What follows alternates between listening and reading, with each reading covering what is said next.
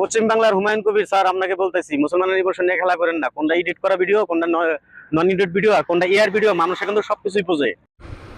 ভিডিওটা যদি ভালো লাগে লাইক কমেন্ট শেয়ার করে দিবেন। কিন্তু আর পারলেন না। তো দর্শক বন্ধুরা একটা জিনিস দেখেন, এই যে একটা ভিডিওতে একটা কথাগুলো যে কইছিল, ওই কথাগুলো আপনারা শোনেন।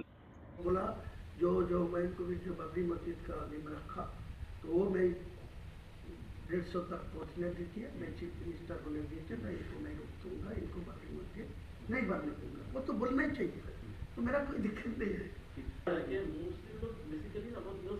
हाँ बहुत आसानी है, ये उसी तब तो बोल रहे हैं।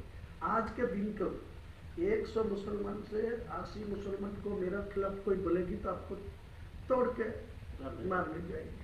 देख लीजिए आप ऐसा ही हालत आप उनके इमोशन को पकड़ लिया।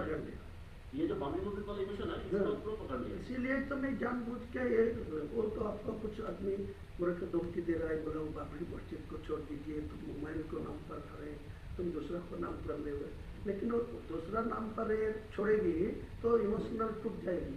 आज का दिन में जो इमोशन है बाबरी का नाम पे है, बाबर क्या क्या वो मेरा बाबर को सब कोई लेना देना नहीं है, वो मस्जिद था। আপনি অনেক উপরে যাইতে পারতেন, আর আপনি উপরে যাইতে পারলেন না। আপনার ভাগ্যের দোষ, আপনার ভাগ্য দোষে আপনি হারাইলেন। আপনি অনেক উপরে যাইতে পারতেন, একসময় পশ্চিম বাংলার মধ্যে একটা মুখ্যমন্ত্রী হইতে পারতেন। মুসলমানদের বোকা বানানো অনেক সহজ, এটা আপনার নিজের মুখে প্রকাশ করার কথা। মুসলমানরা আপনারে ছেলের দিছিল, মুসলমান এখন বুর্বক নাই, মুসলমান এখন আপনারে লাল কালি মেরে দিল।